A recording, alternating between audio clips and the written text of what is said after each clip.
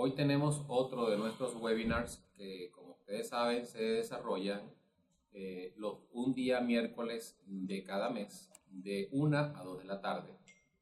El día de hoy tenemos a una persona que es más popular que el pan integral, que es el doctor José Di Giorgio. José es egresado de la Escuela Racetti de la Universidad Central de Venezuela y posteriormente realizó 4 años de gastroenterología en la Universidad de las Islas Baleares. El día de hoy José nos viene a hablar sobre uno de los temas punteros en la terapéutica gastrointestinal, que es en cómo ayudar a aquellas personas con obesidad a recuperar de alguna manera un peso más manejable y con ello solventar varios problemas de salud. Aparte de todo esto, también queremos darles noticias de que probablemente en el mes de abril tendremos el segundo curso de lesiones no polipoides de colon y recto.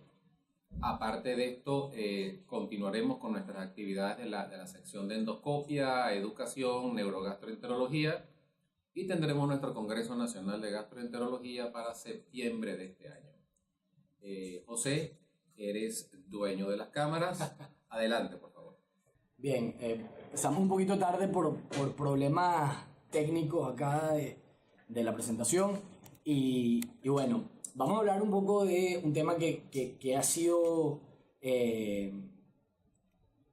muy discutido y ha sido muy tratado en los últimos congresos internacionales y nacional incluso de gastroenterología, ¿no? Y es el tema del manejo endoscópico del sobrepeso y la obesidad. ¿Por qué hablar de obesidad y sobrepeso? Porque hay más de 1.9 billones de personas con sobrepeso a nivel mundial, porque en países como los Estados Unidos casi 1/3 de la población es obesa, porque está relacionada con más de 2.500.000 muertes cada año en países occidentales, y porque sabemos que pocos pacientes con sobrepeso y obesidad buscan ayuda. El concepto mundial el concepto de la Asociación Mundial de la Salud, de la OMS, de la Organización Mundial de la Salud, de salud, es el bienestar biopsicosocial del paciente. Entonces nosotros tenemos unos pacientes que biológicamente tienen un problema, o la obesidad y el sobrepeso les genera un problema, pero también desde el punto de vista psicológico y social tienen un problema. El manejo puntual de la obesidad, pues hay una piedra angular, hay una base muy importante, que son los cambios en el estilo de vida, dieta, actividad física, modificación de la conducta. Luego está el tema farmacológico. El problema con los fármacos es que la mayoría de los fármacos, los que funcionan, tienen la mayoría de ellos unos efectos adversos increíbles. Por ejemplo, estaba el tema, uno de los medicamentos que más se utilizó a nivel mundial fue la sibutramina. La sibutramina presentó efectos adversos increíbles, como por ejemplo depresión, alteraciones metabólicas que no se resolvieron nunca. Hubo pacientes incluso que se suicidaron bajo tratamientos crónicos con sibutramina. Entonces daba síndromes de flu-like, pero muy severos. Esos pacientes les costaba mucho mejorar la sintomatología, y una vez que se enganchaban a la sibutramina era muy difícil de tratarlos, por lo cual la FDA y la Asociación Europea para el Control de Fármacos también fue retirada del mercado. ¿Okay? Luego está el tema de la endoscopia bariátrica o endoscopia que busca la mejoría del sobrepeso y de la obesidad, y finalmente tenemos la punta, que es una subpoblación muy pequeña donde está la cirugía, ¿no? Ahí en Estados Unidos las indicaciones aceptadas de cirugía son pacientes no normalmente, sino por la Asociación Americana de Cirugía de la Obesidad, es pacientes con índice de masa corporal por encima de 35 de alguna comorbilidad, o pacientes con índice de masa corporal por encima de 40, obesidad mórbida, ¿no? Tenemos un universo gigantesco que son las personas con sobrepeso. Luego tenemos un universo grande de pacientes con obesidad clase 1 y clase 2, y luego los pacientes que tienen clase 2 y clase 3 obesidad mórbida, que son un universo un poco más pequeño. Y en este momento, si colocamos esos pacientes entre las opciones que nosotros podemos ofrecerles y colocamos en un eje la eficacia y en otro eje el riesgo, pues le podemos ofrecer cosas que son menos riesgosas pero menos eficaces, como la dieta y el ejercicio. 90% de los pacientes que tienen obesidad clase 2 o 3 que intentan perder peso por motus propio, cambiando el estilo de vida, haciendo dieta, haciendo ejercicio, etcétera, o no alcanzan su peso ideal o alcanzan su peso ideal y reganan peso al poco tiempo, a los 2 o 5 años, dependiendo del estudio. Entonces, eso nos llama a nosotros a decir que hay algo dentro de los pacientes obesos que normalmente es un tema. La obesidad es una enfermedad que su solución empieza por el estómago y termina en la cabeza. Entonces, nosotros debemos entender que hay un problema que es físico, pero también es mental con los pacientes con obesidad, en los cuales esta enfermedad pues se perpetúa, ¿no? Y tenemos las opciones quirúrgicas para pacientes que tienen obesidad mórbida. Estos pacientes pues está desde la cirugía de Mason, subimos hacia la banda gástrica ajustable, luego la gastrectomía en manga o el bypass gástrico. Cada una de ellas tiene un poquito más de riesgo, pero tiene también mayor eficacia a la hora de resolver problemas relacionados con la obesidad y el sobrepeso. Aquí tenemos un vacío de tratamiento. En los pacientes con obesidad clase 1 o clase 2 baja, pues ahí es donde entra la endoscopia terapéutica.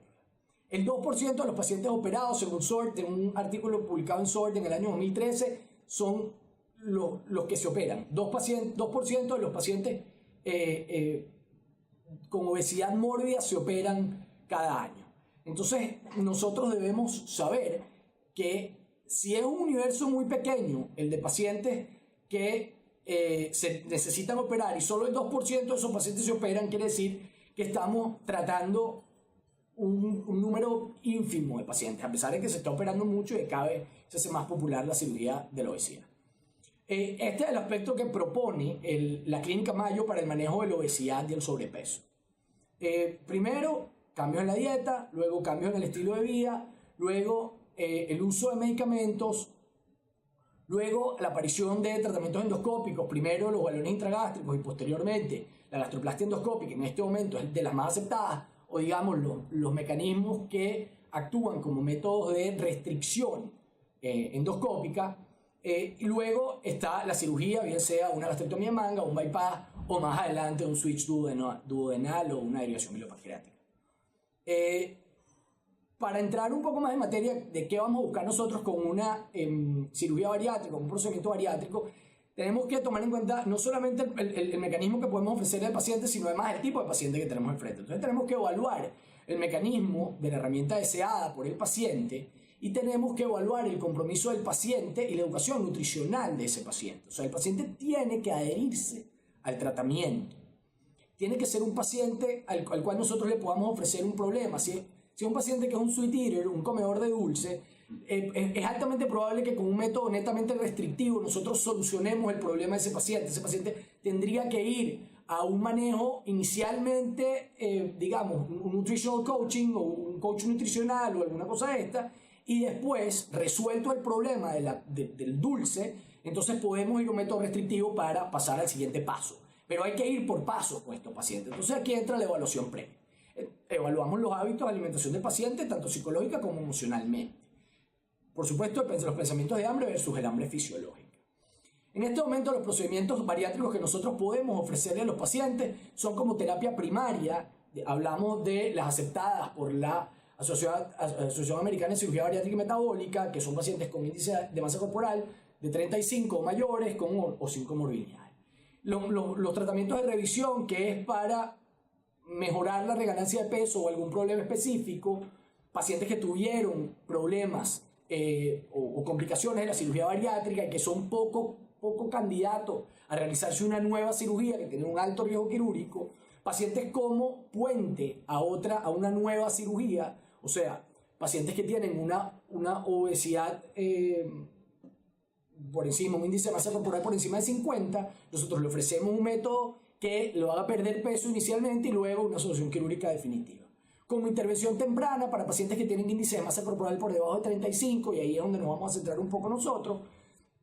Y luego los procedimientos metabólicos enfocados a la diabetes, que son más procedimientos malabsortivos o combinados que procedimientos netamente restrictivos. En los nuevos paradigmas de manejo de la obesidad tenemos solo la cirugía, es 1% de los pacientes que la necesitan.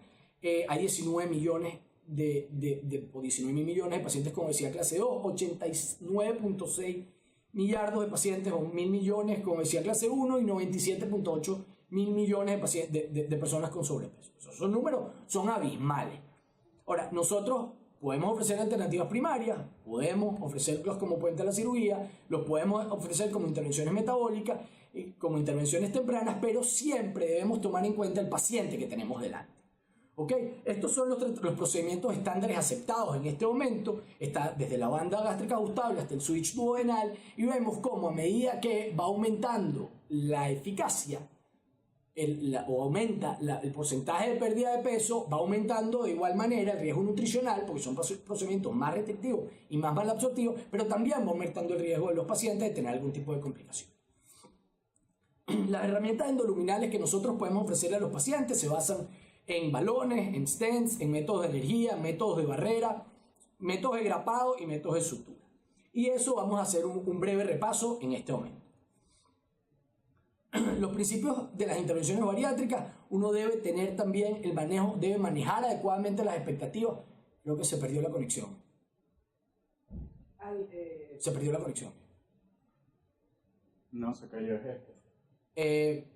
Ok, estamos Perfecto. bien. Uno debe manejar las expectativas, debe hacerle ver al paciente de dónde viene para saber a dónde va a llegar. Si el paciente solamente ve hacia dónde va, entonces tenemos un problema, porque hay pacientes que no cubren las expectativas, se deprimen, y a pesar de que puedan haber perdido 70 o 80% del exceso de peso, son pacientes que entienden el procedimiento como fallido, y entonces realmente no hemos fallado dentro del procedimiento, pero los pacientes se deprimen por este tema psicológico que hay relacionado a la obesidad, ¿no? Y luego que la cirugía bariátrica perfecta no existe. Con la manga se espera un 80% de pérdida de peso y con el bypass un 90% de pérdida de peso. Sin embargo, hay un número crítico que sacaron un par de trabajos en este año en el Obesity Week, que es 20% de failed bariatric surgery a nivel mundial. 20%, casi 20% de los pacientes no alcanzan el peso que quieren o reganan peso. Entonces, eso es un número que tenemos que ver. Probablemente está, y aparentemente está muy en relación con no haber elegido al paciente adecuadamente o el no manejo adecuado previo del paciente. ¿Ok? Evaluar el mecanismo de la herramienta deseada por el paciente, esto ya lo hablamos. Bien, ¿qué es lo que nosotros buscamos? Nosotros buscamos disminuir el apetito del paciente, aumentar la sensación de plenitud, como alterando el vaciamiento, alterando el volumen y la acomodación del estómago y provocando una sensación de saciedad precoz. Eso disminuye el apetito, mantiene la sensación de plenitud, etc. Y así sucesivamente. Dentro de los métodos con los que contamos en este momento, el primero es el balón intragástrico de Olvera, es el que más se difundió a nivel mundial. Es un balón de silicón que se llena con 500 a 700 cc de líquido y que no se puede reajustar. Que sí lo puede hacer este balón que está abajo, que es el balón SPATS. El balón SPATS se coloca y se puede reajustar a los meses, al mes, a los 2, a los 3, a los 6 meses, y puede estar adentro del cuerpo del paciente hasta por un año. Este balón, como les digo, se reajusta, es mucho más fácil, es mucho más engorrosa su colocación, pero es más fácil el retiro. En el caso de Olvera hubo complicaciones más o menos importantes con el kit de retiro porque tenía un gancho, entonces se asoció la colocación de sobretubo, se empezó a retirar con endoscopios de doble canal, una asa de polipectomía, etc. Pero la verdad es que el retiro del Olvera es engorroso, la colocación es muy sencilla y el SPATS es un poco lo contrario, ¿no?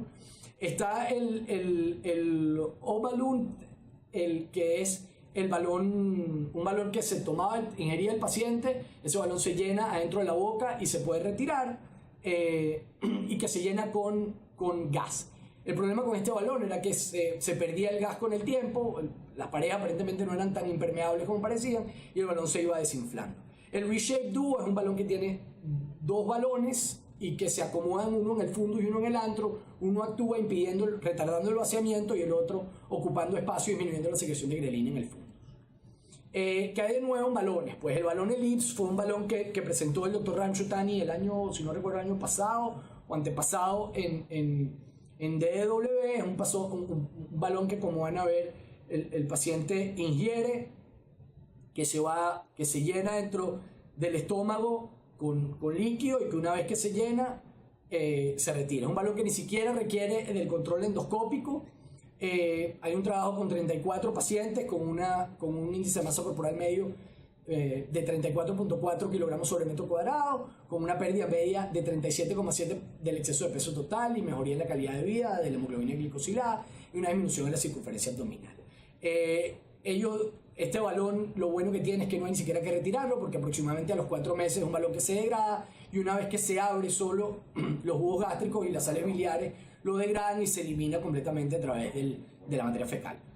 Se pueden colocar tantos balones como el paciente requiera. El problema con los balones, con la mayoría de los balones, es que las tasas de reganancia de peso una vez retirado el balón son muy altas. Entonces, ¿hasta cuándo le vamos a poner balones? Hoy en día la recomendación para los balones, o mi recomendación para los balones, es netamente como tratamiento estético. Si un paciente tiene un tema, tiene que perder peso porque en 4 meses tiene una fiesta o una cosa de esta, pues usted le pone el balón, se lo retira a los 6 meses, pero ese paciente perdió el peso que quería, luego se le gana el peso, es su problema. Pero hablando con franqueza y con sinceridad, yo creo que ese es hacia donde van a ir los balones, porque creo que el balón no se puede quedar ahí para siempre, ¿no?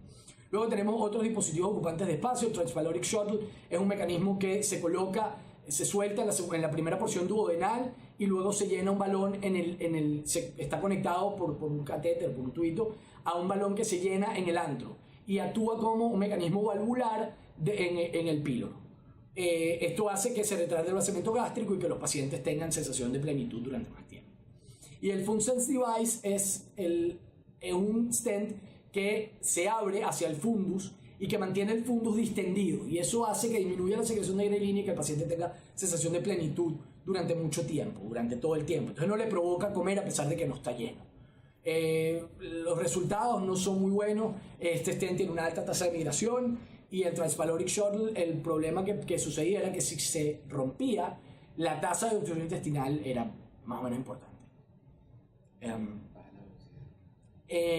En cuanto a esta es la terapia de aspiración, o lo que yo llamo una bulimia asistida.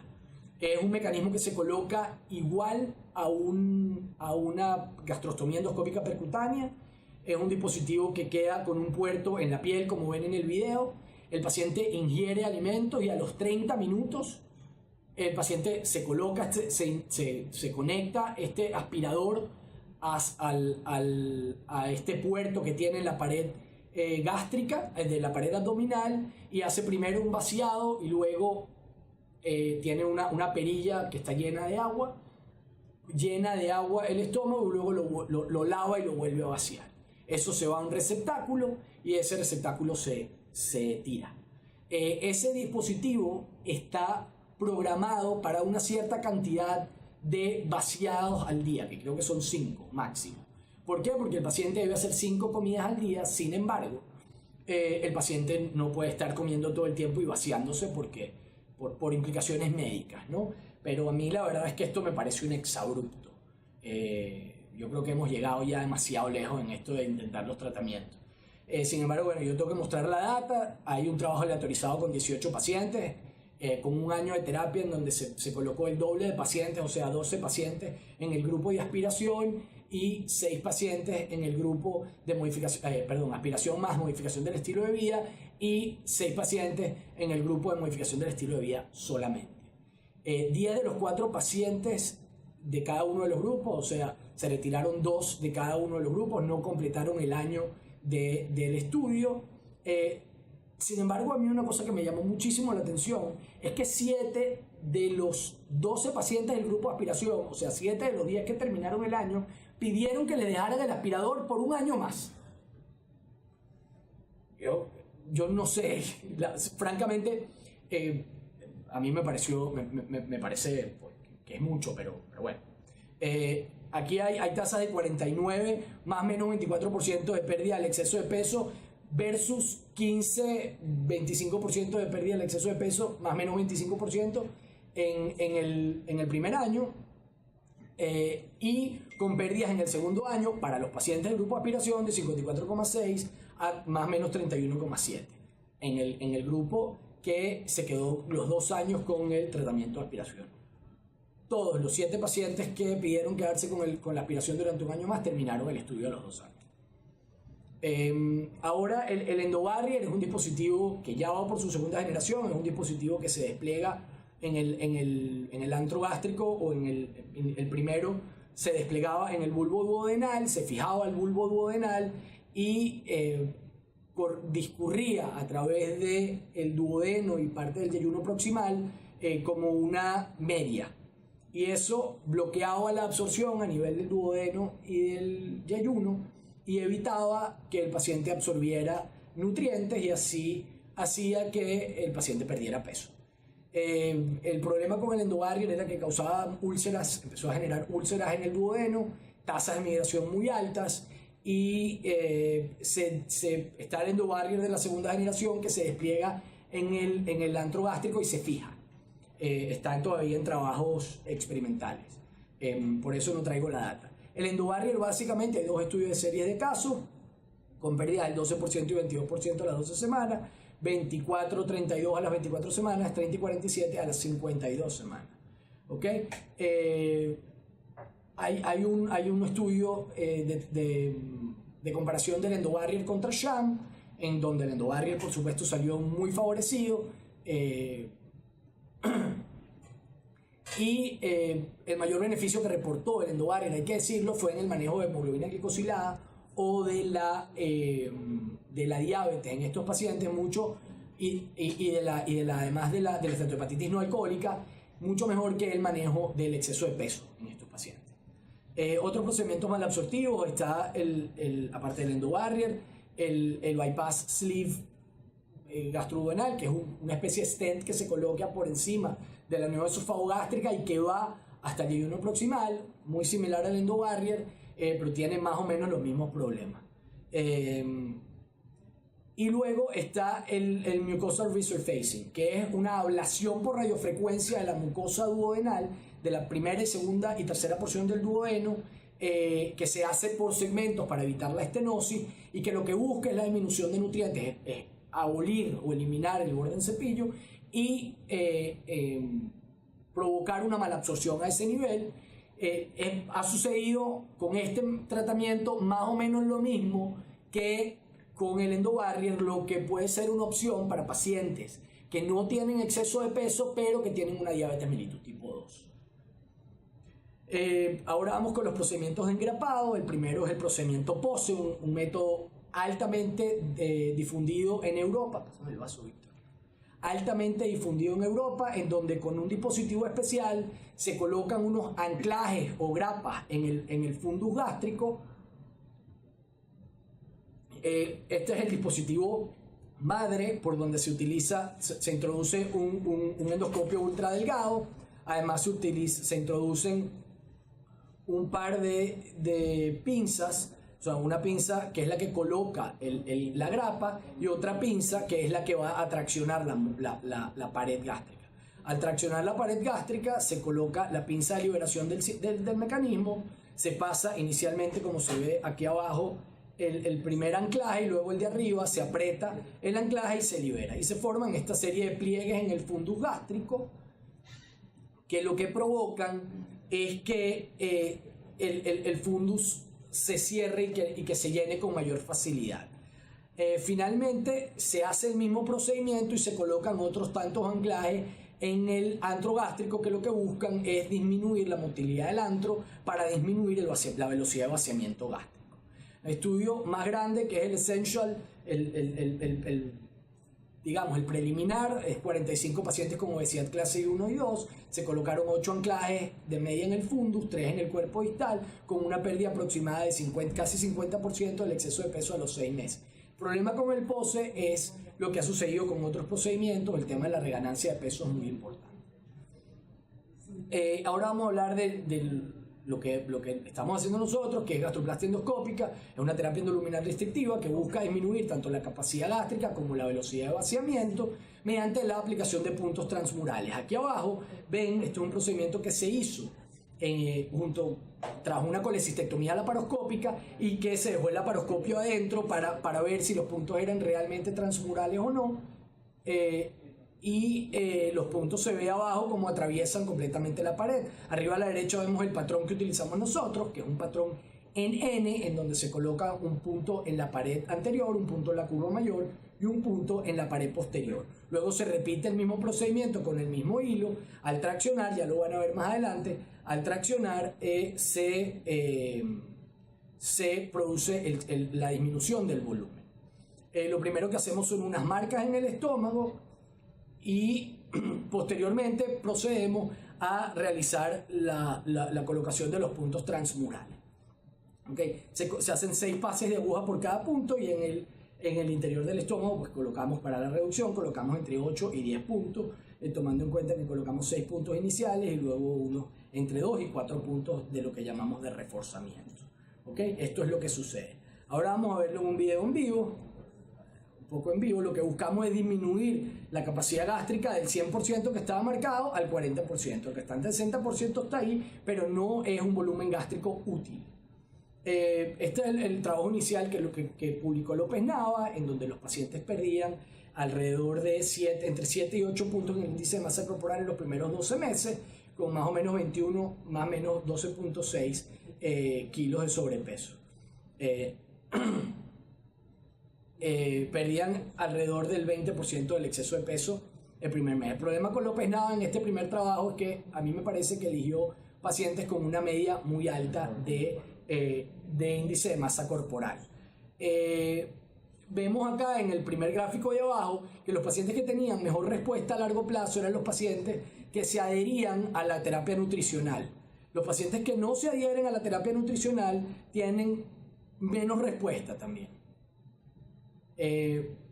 Luego además vemos los pacientes que hacen un buen rapport con el médico. También es importante que tengamos buen rapport con los médicos.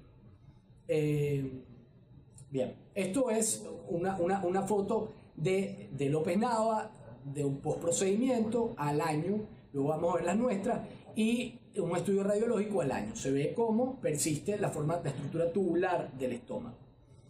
Nuestra experiencia, digamos, tenemos 72 pacientes con seguimiento un año. Esta es una experiencia compartida con el doctor Roberto Fogel, que fue el primero que inició este procedimiento, no este procedimiento, pero un procedimiento restrictivo endoscópico a nivel mundial, en su momento con la gastroplastia vertical endoscópica, con el BART, que no fue tan bueno a largo plazo, pero yo creo que más por limitaciones del dispositivo. El dispositivo no era el idóneo para esto. 72 pacientes, 43 mujeres, con seguimiento de 12 meses, con un índice de masa corporal medio de 33.8. Hay un par de pacientes que supera el 35 índice de masa corporal, pero eran pacientes que tenían una comorbilidad muy importante, pacientes que habían tenido múltiples cirugías abdominales previas y que no eran buenos candidatos para realizar una cirugía bariátrica.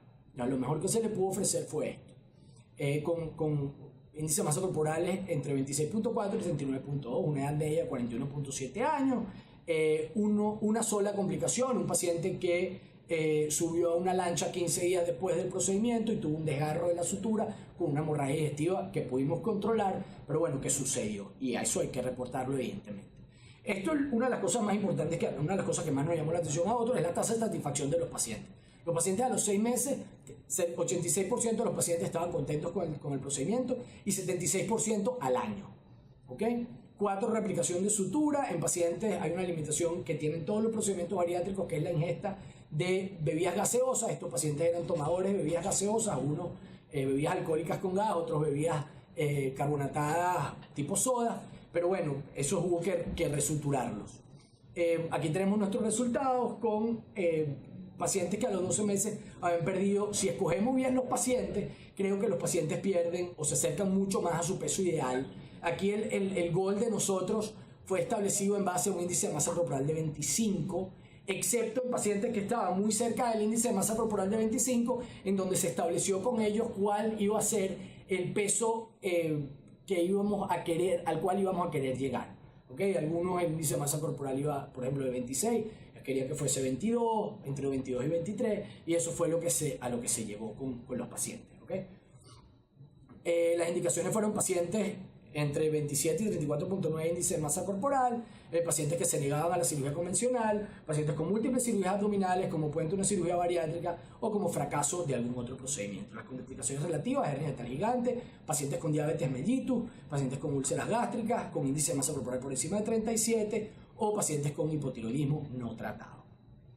En el postoperatorio, alta dentro de las primeras 3 a 4 horas, tratamiento médico, compromiso del control y seguimiento nutricional, una dieta progresiva, controles al 1, 3, 6 y 12 meses. Las restricciones del postoperatorio, hay una restricción en cuanto a ejercicios que aumentan la presión intraabdominal de 45 días, actividades de impacto durante 60 días y una restricción de la ingesta de bebidas gaseosas de por vida. Es una restricción, pero no es una prohibición. Esto es una gastroplastia endoscópica. Nosotros utilizamos varios dispositivos. Este es el Overstitch Suturing System de Apollo. Utilizamos el hilo que se enhebra o que se coloca en la máquina, y utilizamos un helix o retractor helicoidal. Ese retractor helicoidal lo que busca es poder retraer la mucosa o la pared gástrica, porque recordemos que son puntos transmurales, y así poder realizar la sutura. Ahí estaba el helix retrayendo el retractor helicoidal, retrayendo la pared gástrica. Nosotros colocamos el punto y así vamos realizando la sutura. Pared anterior, curva mayor, y ahora vamos a la pared posterior gástrica. Vamos poco a poco, siempre viendo, al principio hacemos las marcas. Nosotros ya hacemos marcas como puntos y no como líneas, porque lo único que hacía era retrasarnos el procedimiento mucho más que ayudarnos a estas alturas ya para realizar una cirugía bien lineal, ¿no? Voy a adelantar un poco el video en aras del tiempo. Aquí vamos viendo cómo se establece la estructura tubular. Aquí estamos apretando con un cinch. Eso lo que hace es mantener el punto apretado.